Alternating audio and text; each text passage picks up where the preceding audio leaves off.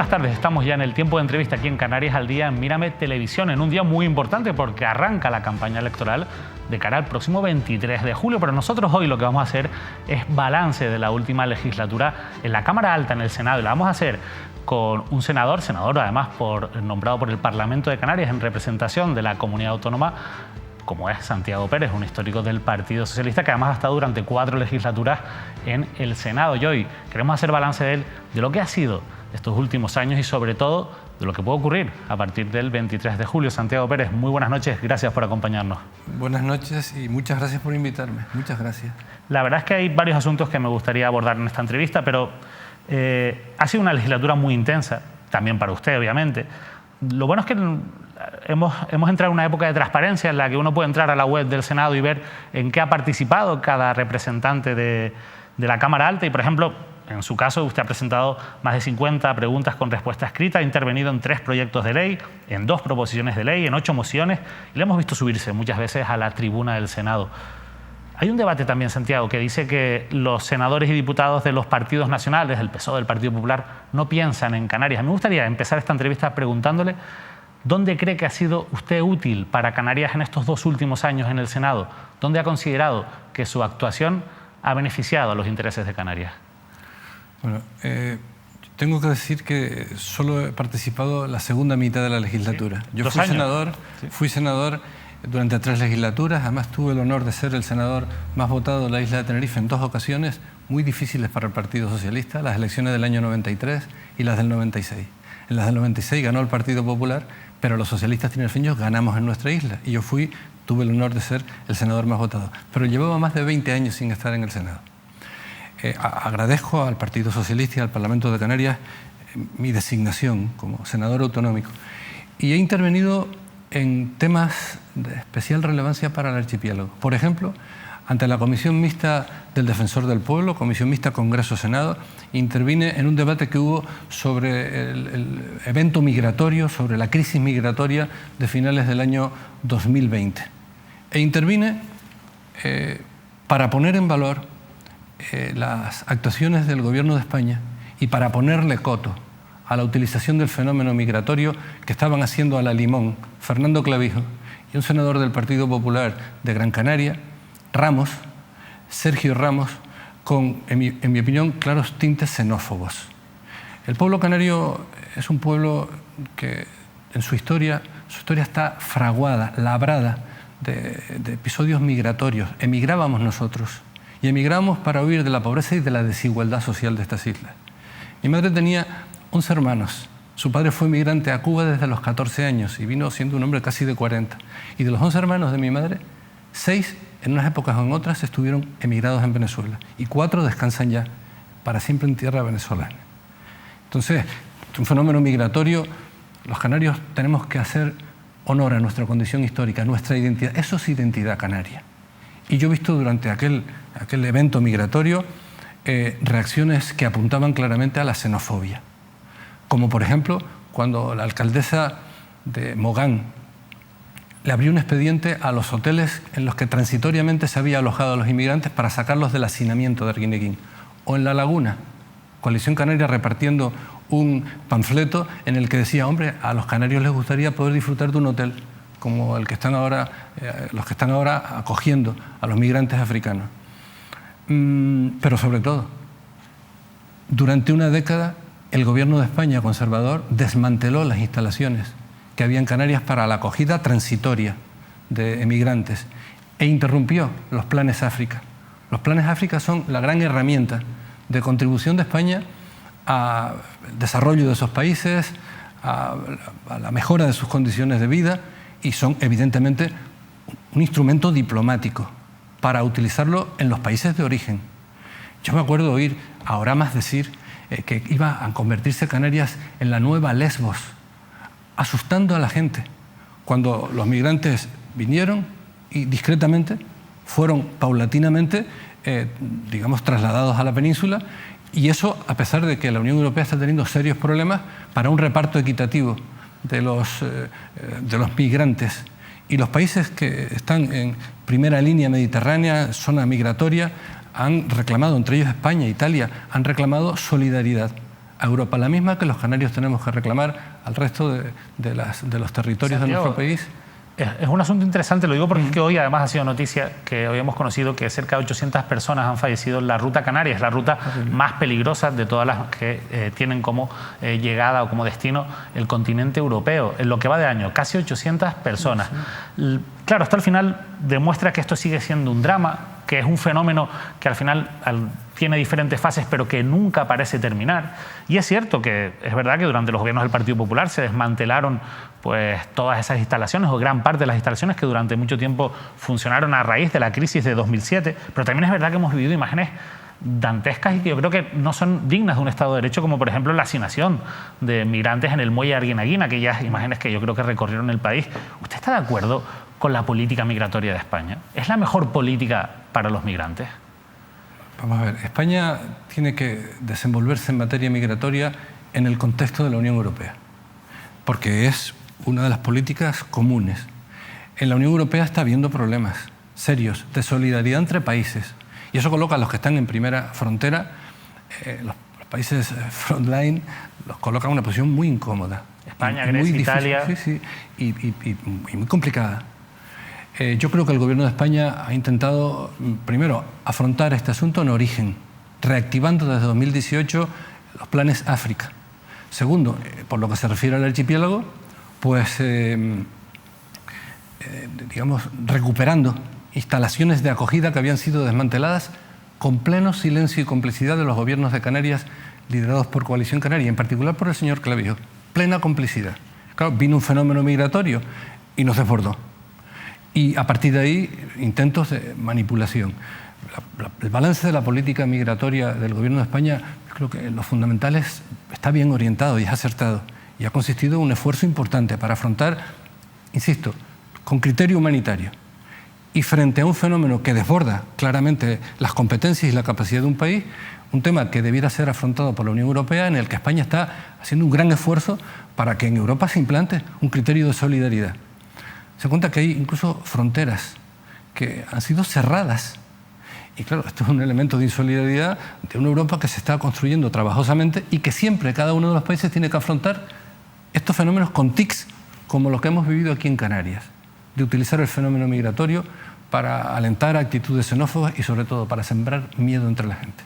Vamos a hablar de xenofobia seguro a lo largo de la entrevista en diferentes puntos, pero como usted ha empezado hablando también, a raíz de mi pregunta sobre el fenómeno migratorio, esto tiene mucho que ver porque hay un país que también es decisivo en todo esto, que es nuestro país vecino, que es Marruecos. Usted ha hablado también en el Senado de las relaciones de España con Marruecos, sobre todo de la situación del Sáhara, y me gustaría preguntarle sobre ese giro de la política de Pedro Sánchez con Marruecos, sobre esas buenas relaciones que existen, sobre esa decisión de apoyar la propuesta, la solución que hace Marruecos para el territorio del Sáhara, y sobre qué opina usted sobre el hecho de que si apoyamos la decisión de Marruecos, en el fondo le estamos dando la espalda a tantas resoluciones de la Organización de Naciones Unidas. ¿Cuál es su posición? Vamos a ver, este es un asunto en el que yo intervine también porque me lo pidió el Grupo Socialista. E intervine después de estudiarme todas las resoluciones de Naciones Unidas de los últimos años, desde aquí hacia atrás. Las resoluciones de Naciones Unidas no son solo las resoluciones de la Asamblea General, que además no tienen carácter vinculante, sino las del Consejo de Seguridad, al que la Carta de Naciones Unidas, creo recordar en el artículo 24, le encomienda responsabilidad primordial a la hora de mantener la paz y la seguridad internacionales y la defensa de los derechos de los pueblos. Bien, pues desde el año 2006, siendo secretario general de Naciones Unidas Kofi Annan, el Consejo de Seguridad ha venido dictando una detrás de otra resoluciones que tienen el siguiente fundamento. El contencioso del Sáhara viene prolongándose ya durante más de 40 años entonces. Si esto continúa así, la comunidad internacional, decía Kofi Annan, se va a acostumbrar a que ese territorio en realidad es Marruecos, porque en ningún terreno, como el de las relaciones exteriores, los hechos acaban convirtiéndose en derecho. De forma que o se intenta una solución negociada por ambas partes, solo ambas partes serán las jueces, insisto, no Argelia, por ejemplo, que se ha negado a considerarse parte en el asunto, pero que lo considera un tema prioritario, porque en la trastienda de este largo contencioso está la pugna, la competición entre Marruecos y Argelia para ejercer liderazgo en esta zona del Magreb, del África cercana. Entonces, desde entonces hasta ahora, las resoluciones del Consejo de Seguridad de Naciones Unidas, los informes de los secretarios generales, no solo Kofi Annan, sino Ban Ki-moon y sus delegados personales, algunos de extraordinaria relevancia como diplomáticos, como James Baker o Alfred Ross, han insistido que la solución tiene que ser negociada. ¿Ha habido un cambio de la política española en relación a lo que Naciones Unidas está propugnando desde 2006? No. ¿Ha habido un cambio con respecto a lo que decían los gobiernos del Partido Popular, que ahora con un cinismo infinito se sumaron a este relato de que el gobierno de España había cambiado de política? No, yo tengo aquí, porque en fin, tengo que funcionar con la partitura cerca, tengo aquí las declaraciones de la última reunión de alto nivel España-Marruecos, celebrada en Madrid 2015, convocada por el presidente Rajoy. Y en esa reunión ambas partes saludan el esfuerzo democrático, reformista de la monarquía alauí, porque la monarquía alauí, el gobierno, el sistema político de Marruecos, ¿con quién hay que compararlo? ¿Con un ejemplo ideal de democracia? ¿Con la democracia tal y como funciona en los países mejor y mayor cultura democrática y más desarrollados? ¿O con los sistemas políticos de los demás países africanos que llegaron a la independencia en el mismo proceso de emancipación que Marruecos? Hombre, una democracia como tal no yo es. no lo estoy diciendo. No, ya, pero, yo creo que el sistema político de Marruecos, claro, tiene quiebras importantes en materia de derechos fundamentales. No soy yo quien se convierte en el defensor. Lo que digo es, cuando hagamos juicios, hagámoslos contextualizadamente. ¿Es menos democrático el sistema político de Marruecos que, por ejemplo, el de la República de Argelia? Esta es la pregunta. Porque los mismos que acusan a Marruecos de ser una dictadura, parece que Argelia fuera un ejemplo de gobierno progresista y democrático. No es así.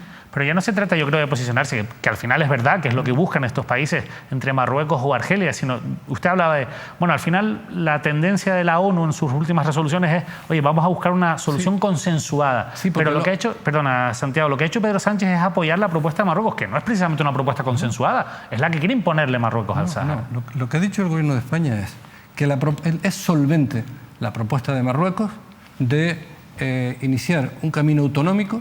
Lo que ocurre es que el Reino de Marruecos, que hace una diplomacia, si tú me permites, un poco maquiavélica, como la hacían los soberanos europeos entre los siglos XV y XVI, cuando se estaba fraguando. El gran ejemplo de Maquiavelo fue Fernando el Católico. Yo creo que los monarcas alauíes tienen, entre otras, esa corriente ideológica, esas enseñanzas como Marruecos da muchos zigzagueos, como lo ha dado Argelia en este asunto, en función de sus intereses como país. Lo que ha dicho el gobierno de España es que Naciones Unidas viene propugnando desde hace tiempo una solución consensuada de la que los únicos jueces sean las dos partes. Y a partir de ahí, pues Marruecos, que también tiene un problema importante de unificación interior y de consolidación de su propio país como Estado. Un Estado de 40, 50 años es un Estado casi bebé todavía. El Estado español es un Estado de los más antiguos y todavía estamos con problemas de unidad nacional que a veces afloran, en fin, con la contundencia con la que afloró, por ejemplo, el proceso de declaración unilateral de la independencia hace apenas muy pocos años. Se lo voy a preguntar de otra manera. ¿Usted considera la mejor solución para el conflicto del Sáhara la propuesta de Marruecos, que en el Congreso, cuando intervino en 2022, Pedro Sánchez dijo literal que para él era la base más seria, realista y creíble para la resolución del contencioso? ¿Usted está de acuerdo? Esto es lo que viene diciendo el Consejo de Seguridad. Literalmente eso, la base más seria y realista. Otra cosa es que cuando Marruecos pasa a gestionar esa propuesta, tenga retranca. Porque esa propuesta, por ejemplo, habría requerido un censo consensuado por ambas partes, de votantes. Claro, este es un asunto en el que a la hora de materializarlo, pues el gobierno de Marruecos se echa atrás. Intenta que el censo sea un censo que garantice que la solución sea la que conviene a los intereses del reino alauita. Pero esto que ha dicho Pedro Sánchez es lo que dicen las resoluciones de Naciones Unidas. Y aquí se ha jugado sobre la base de un desconocimiento importante de la ciudadanía sobre cuál es realmente la política de Naciones Unidas al respecto. Naciones Unidas tiene dos opciones ante un contencioso que se prolonga como este. O una solución consensuada o lo que se llama principio de acción. Principio de acción es una intervención incluso militar. Y Naciones Unidas, desde la fecha que estoy hablando, la descartó definitivamente. Entonces entramos en un terreno en el que el acuerdo requiere pues una participación del Reino de Marruecos que nunca va a ser neutral. Ellos están jugando como cualquier otro país en base y en pro de su interés, lo que consideran su interés nacional. Eso es una cosa, y otra cosa es demonizar el sistema político, el Reino de Marruecos, que insisto, no soy yo su defensor, pero cuando analizamos el sistema político de un país, lo tratamos de comparar con valores democráticos, por ejemplo, hay que analizarlo contextualizadamente. Por ejemplo, a mí me impactó no hace mucho conocer que la hija de Eduardo dos Santos, el que fue presidente de Angola, se ha convertido en la mujer más rica de África. El régimen político de Angola, que nace también del proceso de emancipación en los años 70 del siglo pasado, 60-70, fue liderado por Agostinho Neto, del Movimiento Popular para la Liberación de Angola, un héroe, y a él le sucedió Eduardo dos Santos. ¿Qué tipo de sistema político debe haber sucedido a la independencia para que la hija del segundo presidente se convierta en la mujer más rica de África? Es que, insisto, la construcción de un Estado es difícil, y de un Estado democrático históricamente es casi la excepción a la regla. Lo que suele predominar es el crecimiento del poder y el autoritarismo, y en países donde son países de un solo partido, regímenes de un solo partido, que además está prácticamente confundido con las Fuerzas Armadas que lograron la revolución. En fin, el autoritarismo está prácticamente servido. Vamos a seguir, no, lo digo porque vamos a seguir avanzando, Santiago. La verdad es que esto es un debate. Que hay resoluciones de Naciones Unidas, también del Consejo de Seguridad, preocupados por la situación de los derechos humanos en Marruecos, zona ocupada, zona pendiente de descolonización, y también en los territorios liberados. Lo que llaman territorios liberados, claro, aquí hay resoluciones de Naciones Unidas, del Consejo de Seguridad, informes de los enviados especiales de secretarios generales de la ONU en estos términos. Insisto, la última cumbre hispano-marroquí 2015, presidida por el lado español y convocada por Rajoy, acababan no solo alabando las reformas democráticas, la transparencia, el reformismo de la monarquía alauí bajo Mohamed VI, sino además los avances consensuados para resolver el tema del Sáhara. ¿De qué cambio de política española serio estamos hablando? Vamos a cambiar de asunto, si le parece, porque es verdad que, Santiago, esto da para estar aquí un programa, hacer un programa especial y avanzar mucho, porque son asuntos muy complejos. He tenido que hablar de temas de Canarias. También fue mi primera intervención en el Senado después de 21 años. Tuve que hablar de la crisis del volcán.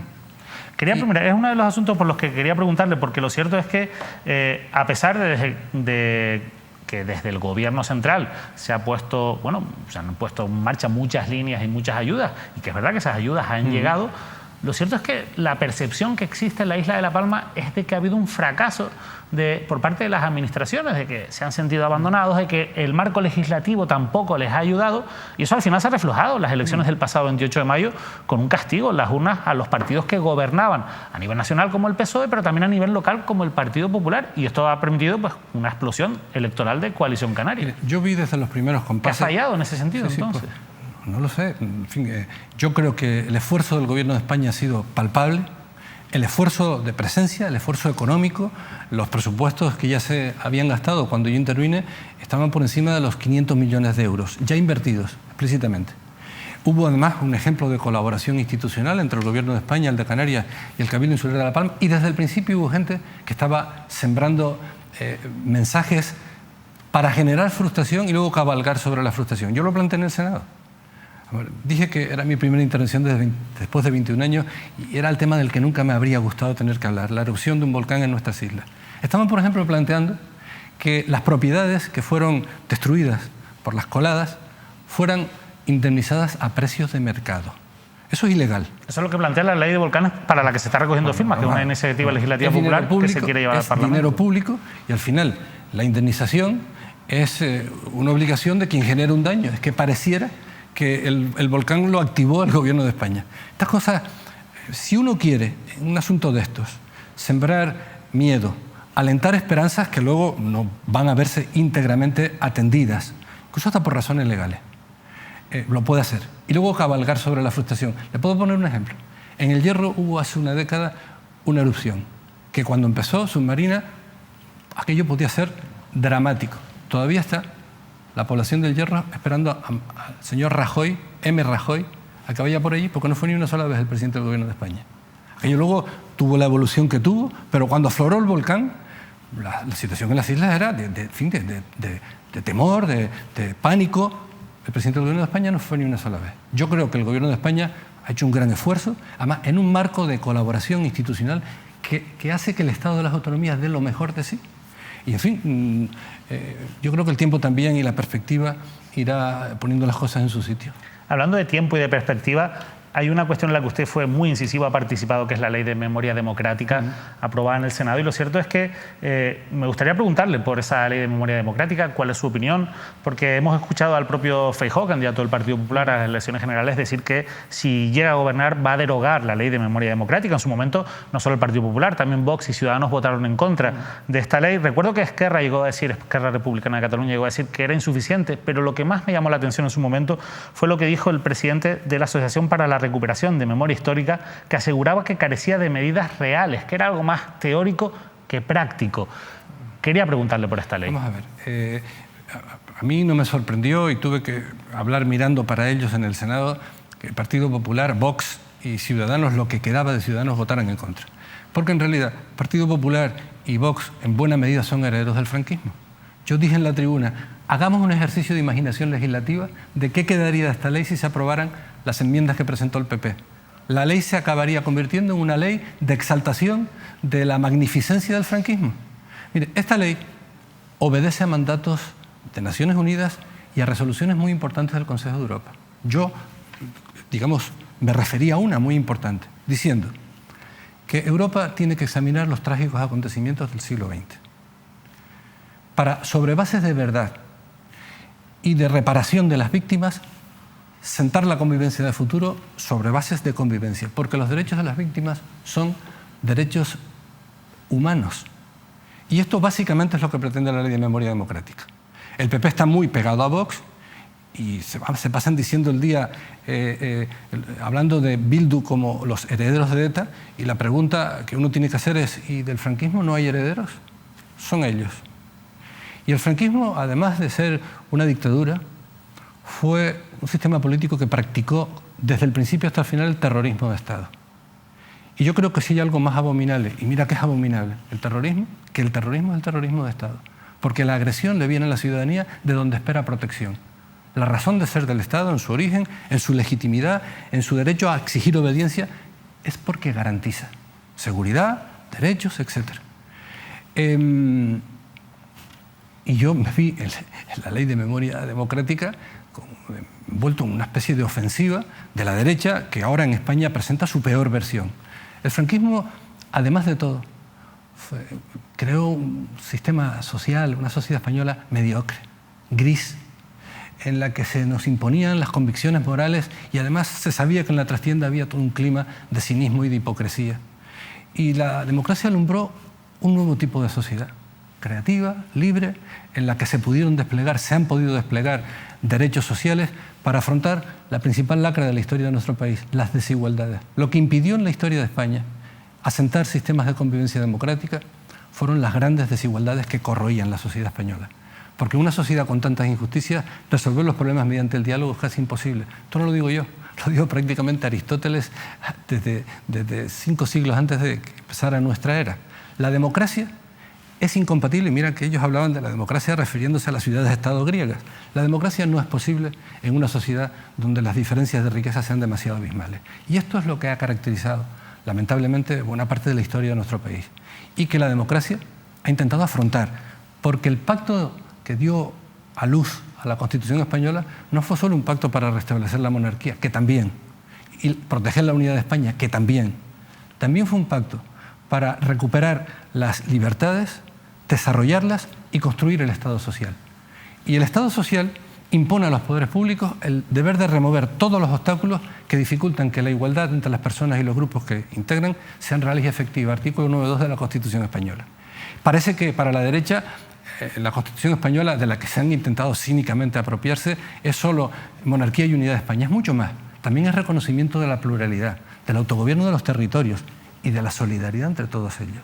Este es el pacto constitucional que hemos intentado desplegar a lo largo de 40 años, porque las constituciones no hacen milagros, trazan un programa, definen garantías, establecen garantías, pero el valor de una constitución lo da el compromiso que tenga una sociedad con el modo de convivencia, con el sistema político, con las libertades y derechos que esa constitución reconoce.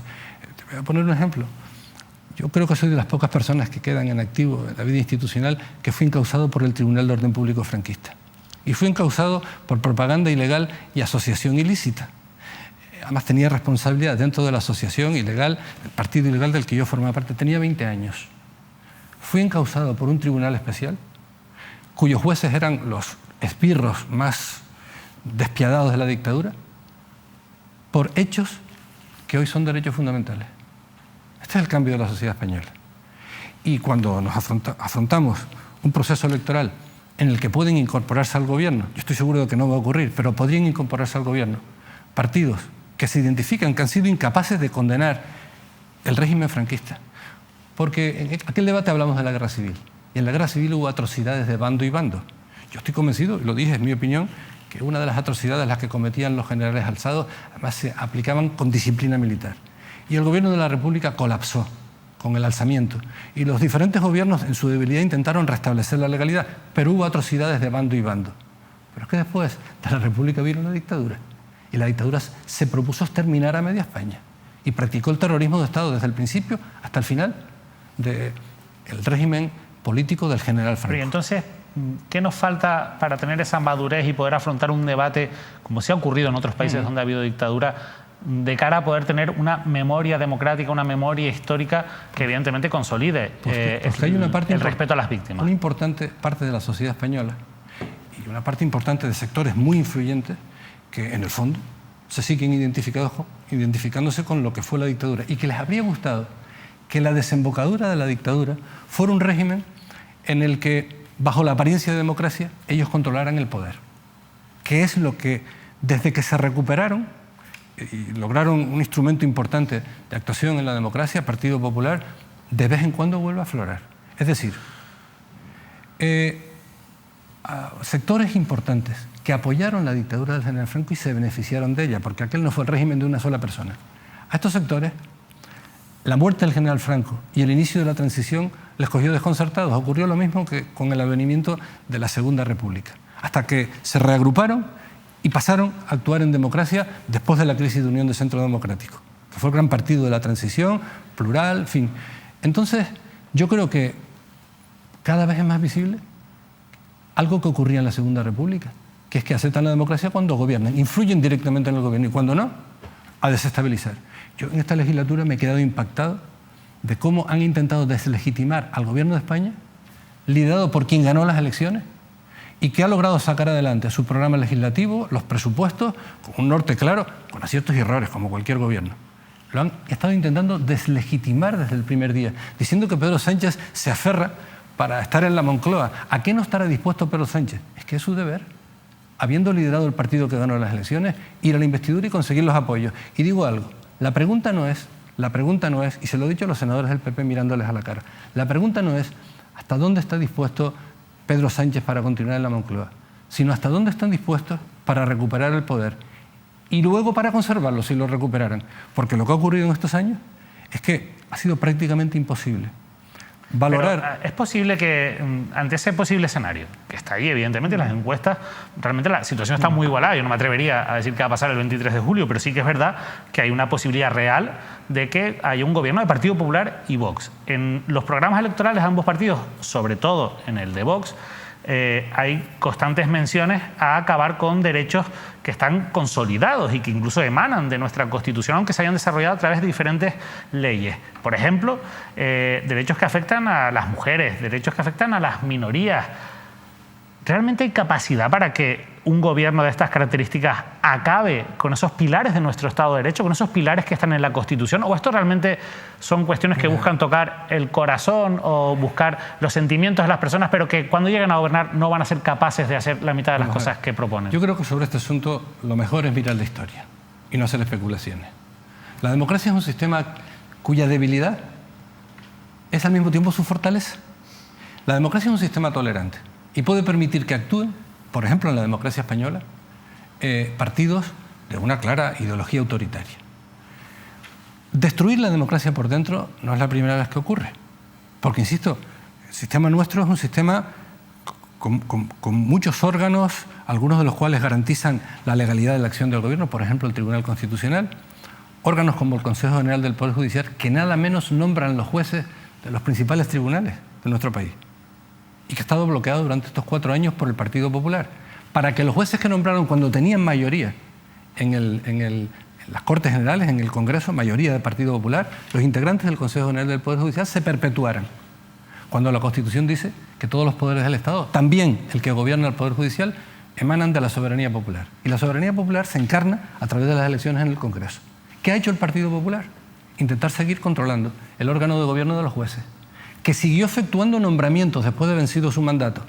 Y nombraron más de 60 altos magistrados, más de 20 del Tribunal Supremo. ¿Tendrá esto algo que ver con lo que decía un secretario de Estado del Partido Popular, luego portavoz en el Senado, Ignacio Cosidó, que se trataba de controlar desde el Consejo General del Poder Judicial la Sala Segunda del Tribunal Supremo desde atrás, que es la que juzga a los políticos aforados, muchas veces por casos de corrupción? Es que las cosas que han pasado estos años, y la pregunta es, ¿y por qué de todo este asunto yo tengo, por ejemplo, hoy la oportunidad, y la agradezco de hablar aquí? ¿Es difícil? Pues se pueden explicar, los estoy intentando explicar. Porque en mi opinión ha habido un escenario de medios informativos demasiado galvanizado contra el gobierno. Yo, en fin, tengo los años que tengo, la democracia y la sociedad libre, sustentada en la economía de mercado, en la libertad de empresa, en la libertad informativa, no es una sociedad perfecta. De manera que los partidos conservadores, que son los que más sintonizan con los intereses del gran empresariado, normalmente tienen más eco en los medios informativos que el que les correspondería estrictamente a su representatividad social. Yo eso lo entiendo. Pero en la política, como la democracia y en la vida, todo es una cuestión de límites. Y el Partido Popular y los sectores a los que el Partido Popular representa, que no hay nada más que ver a quiénes representa cuando uno ve las votaciones que efectúan en el Congreso, en leyes importantísimas, la actualización de pensiones, de subida del salario mínimo, en fin, leyes importantísimas, reforma laboral. Está claro, oponerse a los impuestos transitorios sobre las grandes fortunas después de un país que sale. Está claro a quién representa el Partido Popular. Y esos sectores, que son muy influyentes, ponen a su disposición una acorazada de medios informativos, a través de la cual es muy difícil que los logros, el balance de gestión de un gobierno, que en mi opinión ha tenido que afrontar situaciones delicadísimas y lo ha hecho con éxito, globalmente con éxito. Y además con un deseo formulado en el compromiso de que nadie quede atrás. Que incluso en una etapa de esta se contribuyera a mejorar las condiciones laborales, los derechos de los trabajadores, las políticas sociales. En fin, este balance, en cualquier país donde no existiera esta muralla que dificulta la explicación del gobierno, de la acción del gobierno, tendrían franquicia este gobierno para volver a recabar el respaldo de los electores. Cosa que creo que va a acabar ocurriendo, porque desde que se ha abierto la campaña, la precampaña, y se han pasado a hablar en serio de las cosas, hemos empezado a comprobar, por ejemplo, el que decía que el gobierno era socio de los herederos de ETA, cuando ni votaron la investidura, ni un programa de legislatura pactado con Bildu o con Esquerra Republicana, ni se integraron en el gobierno, es socio de los herederos del franquismo, infinidad de ayuntamientos y de comunidades autónomas. Y además, donde han desplazado a la lista más votada, siempre que han podido. En Tenerife lo tenemos a la vista.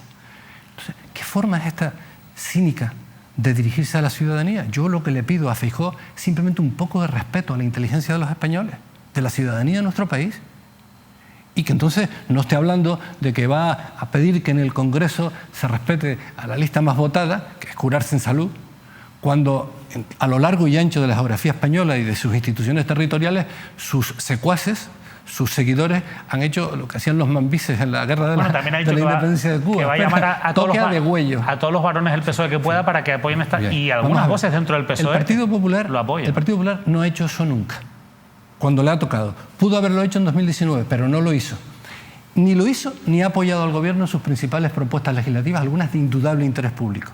Porque el Partido Popular lo que quería es que el gobierno tuviera que recabar apoyos parlamentarios donde tuvo que acabar recabándolos. Porque lo importante no es con quién pactas, sino qué es lo que pactas. Pero el Partido Popular, en una estrategia que han seguido implacablemente, digamos, yo creo que bajo los dos líderes más mediocres que han tenido, Casado y Feijóo, ha sido obligar al gobierno, porque el gobierno tiene que garantizar la estabilidad parlamentaria y hacer lo que tenga que hacer para sacar adelante su programa legislativo, entendiendo que ese programa conviene a la mayoría de la sociedad. Bueno, busquen ustedes los apoyos allí y luego decimos que son los socios o de los herederos de ETA o de los golpistas catalanes.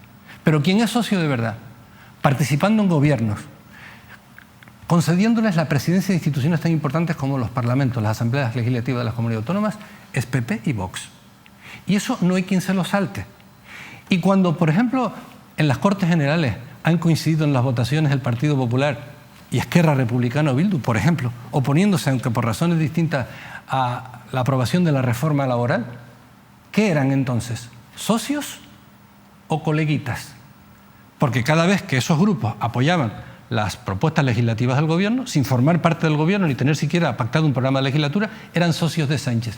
Y cuando coincidían en las votaciones con el Partido Popular, que eran coleguitas del Partido Popular, yo creo que lo que hay que pedir a la derecha española y a sus más eximios representantes es un poco de respeto a la inteligencia de la ciudadanía.